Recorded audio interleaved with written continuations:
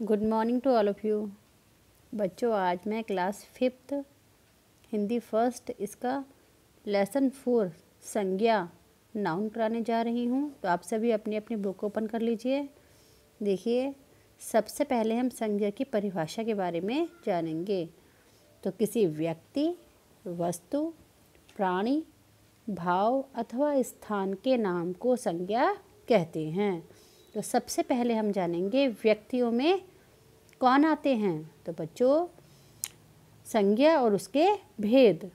व्यक्ति में देखिए, सबसे पहले राजू, मीरा, गीता, अशोक, राहुल, हरि आदि ये सभी नाम व्यक्तिवाचक संख्या में आते हैं। नेक्स्ट, वस्तु, पुस्तक, पेड़, पत्ता, फूल, कुर्सी आदि। नेक्स्ट, प्राणी, मनुष्य, पशु, पक्षी, गाय, घोड़ा आदि।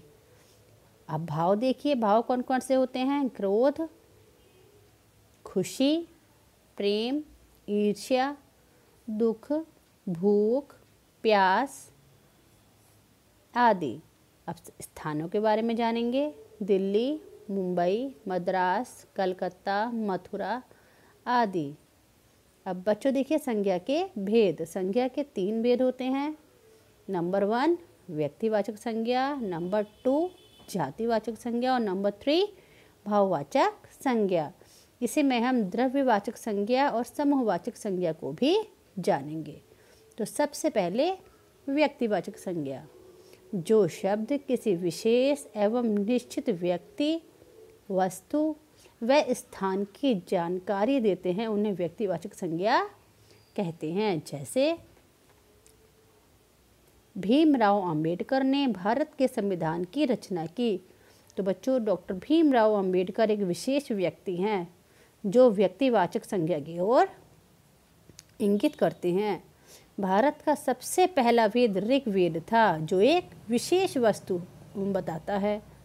जामा मस्जिद दिल्ली में स्थित है, तो ये एक निश्चित स्थान है। तो ये तीनों ही एग्जाम्पल किसके हो गए, व्यक्तिवाचक संज्ञा के। नेक्स्ट, परिभाषा जातिवाचक संज्ञा की। किसी भी प्राणी, जंतु एवं समूह की जानकारी देने वाला जो संज्ञा है वो क्या होती है, जातिवाचक संज्ञा।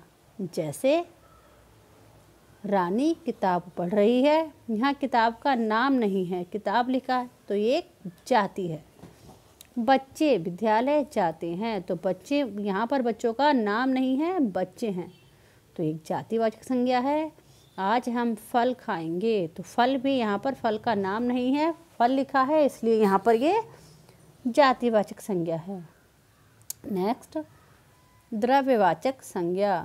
जो शब्द पदार्थों, द्रव्यों का बोध कराते हैं, उनकी नापतोल बताते हैं, उन्हें द्रव्यवाचक संज्ञा कहते हैं। जैसे सोना, चांदी, मिट्टी, लोहा, तांबा, लकड़ी, दूध, पीतल आदि।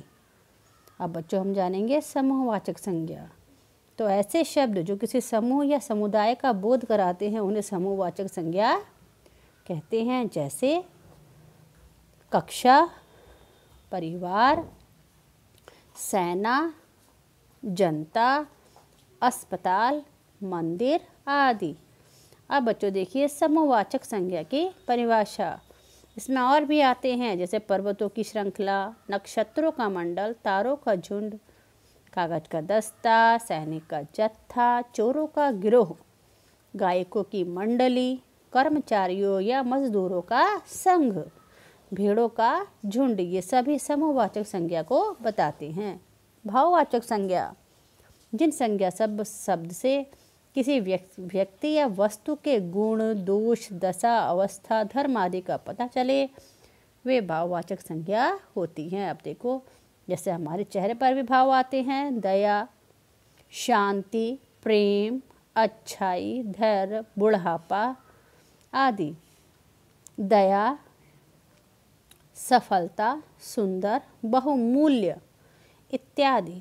अब देखिए, कुछ शब्द सर्वनाम शब्दों से संज्ञा में कन्वर्ट होते हैं। स्व, सत्व, अपना अपनापन, निजी निजता, अहम अहंकार, पराया परायापन, सर्व सर्वस्व। ठीक है। देखिए जातिवाचक संज्ञा, जातिवाचक संज्ञा में मित्र का हो जाएगा मित्रता, मनुष्य मनुष्यता, मजदूर मजदूरी, देव देवत्व, ममता ममत्व, चोरी चोर का चोरी। सर्वनाम शब्दों से स्वयं का हो जाएगा सत्व, अपना अपनापन, निजी निजता, अहम अहंकार, पराया परायापन, सर्व सर्वस्व। नेक्स्ट वीर वीरता, खट्टा खटास, ये सभी विशेषण शब्दों से है बच्चों। आलसी आलस्य, चालाक चालाकी, गहरा गहराई, गरम गरमाई। नेक्स्ट क्रिया शब्दों से संज्ञा शब्द, थकना थकावट, जीतना जीत, हंसाना हंसी, सींचना सिंचाई, लिखना लिखाई, देखना दिखावट। अब बच्चों आप सभी को संज्ञा और उसकी परिभाषा पर भेद समझ में आ गई होंगे। अब कुछ बातें जो आपको याद रखनी है वे हैं, किसी प्राणी वस्तु स्थान अथवा भाव के नाम को संज्ञा कहते हैं। संज्ञा के 3 भेद होते हैं, व्यक्तिवाचक, जातिवाचक और भाववाचक।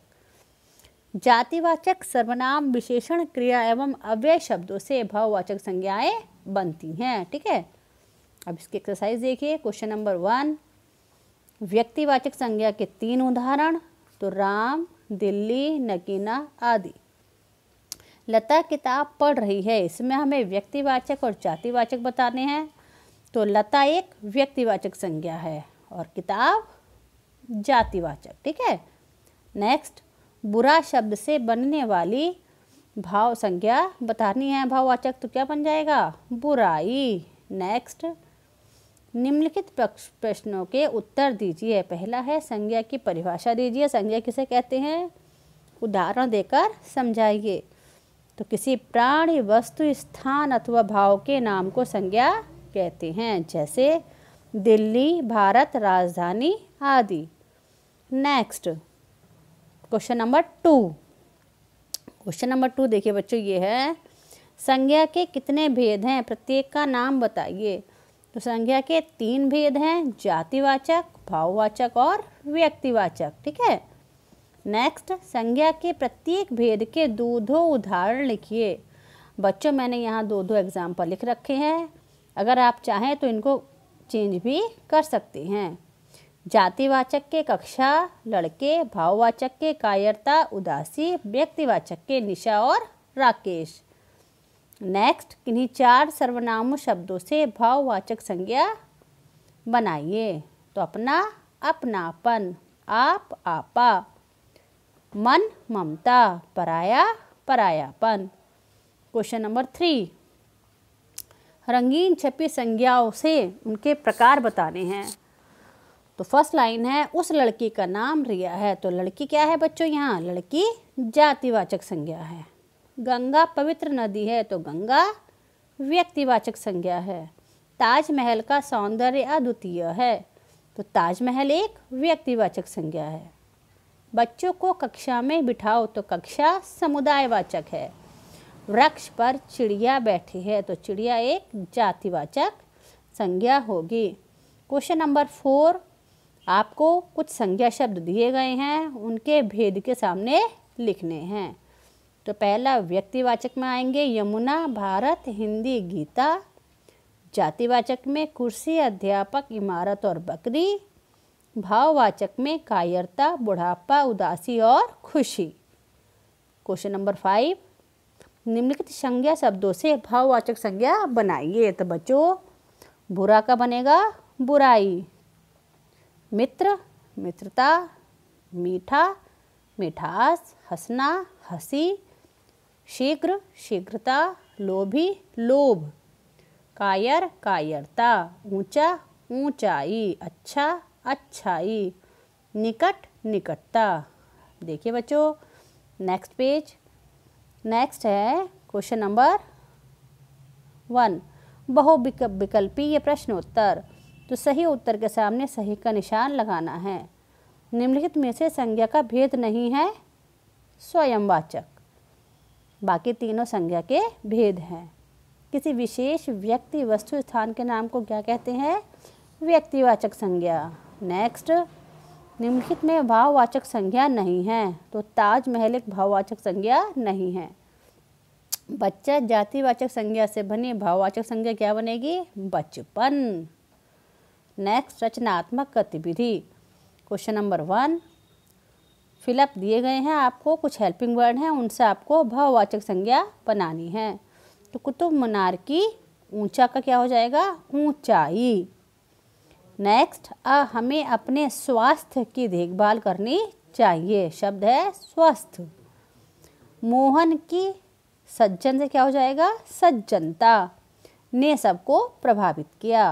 रोहित की लिखना से लिखावट सुंदर है। नेक्स्ट, सड़क पर सावधान। सावधान शब्द से भाववाचक संज्ञा क्या बनेगी? सावधानी से वाहन चलाना चाहिए।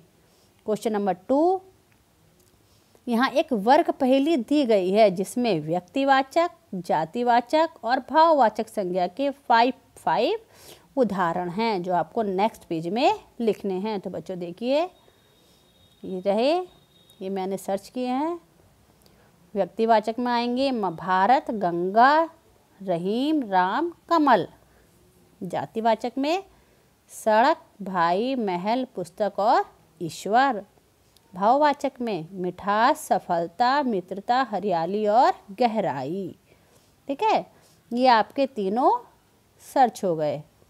नेक्स्ट, बूझो तो जाने। अब आपको बताना है इसमें, नीले आसमान में काला पंछी उड़ता जाए, लेकिन मेरे प्यारे बच्चों यह धरती की प्यास बुझाए। तो क्या आंसर होगा? बादल। नंबर 2, कच्ची हो तो रहे हरी, पकने पर हो जाए लाल, खाने वाला सी सी करे, हो जाए पल में बेहाल। तो आंसर होगा मिर्च। इस तरह बच्चों लेसन 4 आपका कंप्लीट होता है। आशा करती हूँ आपको समझ में आ गया होगा। आपको जो कॉपी वर्क दिया गया है वो आप कॉपी में कीजिएगा और लेसन की रीडिंग कीजिएगा। अब मैं अपना वीडियो स्टॉप करती हूँ। Thank you so much.